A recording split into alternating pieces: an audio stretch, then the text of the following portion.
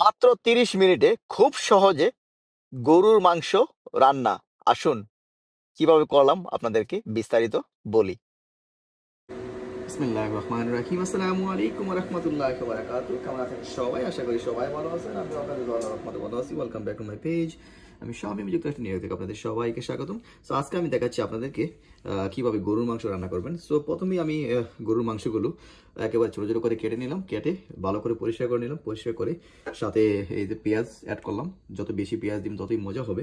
আর এই যে এটা দেখতে পাচ্ছেন, এটা হচ্ছে আদা রসুন বাটা। এটা ফ্রোজেন করা ছিল, সেই যে এখানে দিয়ে দিলাম। সো যখন আমি হিট দেবো তখন এটা গলে যাবে। সো এই যে আমার পরিষ্কার করা হয়ে গেল, পেঁয়াজ মেশানো হয়ে গেল। তারপর আমি এই যে এখানে দিলাম আদা। এখন আমি চুলায় বসিয়ে দেবো। চুলায় বসিয়ে দিয়ে বাকি মশলাগুলো দেবো আস্তে আস্তে। এই যে দেখুন, আমি সব কিছু আপনাদেরকে দেখাবো। হ্যাঁ, দেখতে পাচ্ছেন সানফ্লাওয়ার অয়েল, এটাই আমরা খাই। এই যে দেখুন, এর test of royalty, 100% pure refined. এই যে গ্যালাক্সি ফুডস, ভেরি নাইস। তো এখন আমি পরিমাণ মতো, বেশি না, পরিমাণ মতো তেল দেব। এই যে তেল আমি দিয়ে দিলাম।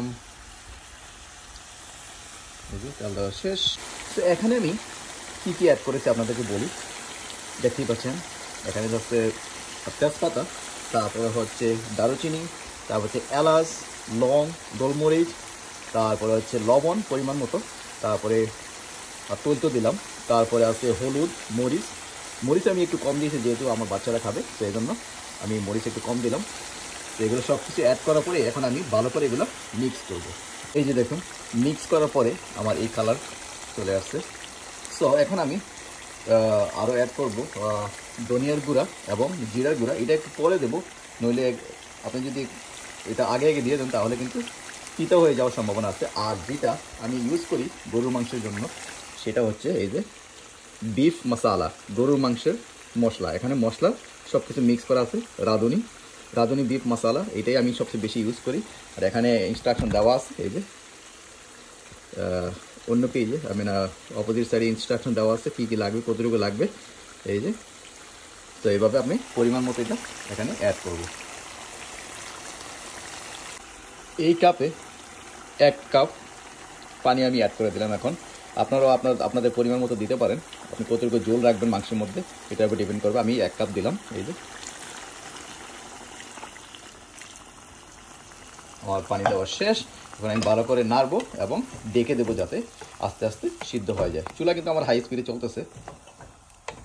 তারপরে লাস্টের দিকে আমি অ্যাড করব ধনিয়ার গুঁড়া, জিরার গুঁড়া। আর যেহেতু আমার মেয়ে পছন্দ করে আলু, এই আলুটা আমি লাস্টে যখন মাংস সিদ্ধ হয়ে যাবে, সিদ্ধ হওয়ার 5-6 মিনিট আগে আমি আলুটা কেটে অ্যাড করে দেবো এখানে। তারপরে আমার হয়ে যাবে গরুর মাংস রান্না। আধা ঘন্টার মধ্যে সব আমার কাজ শেষ। তো এভাবে আপনারাও ট্রাই করে দেখতে পারেন ঘরে। গরুর মাংস রান্না করে কিন্তু একেবারেই সহজ।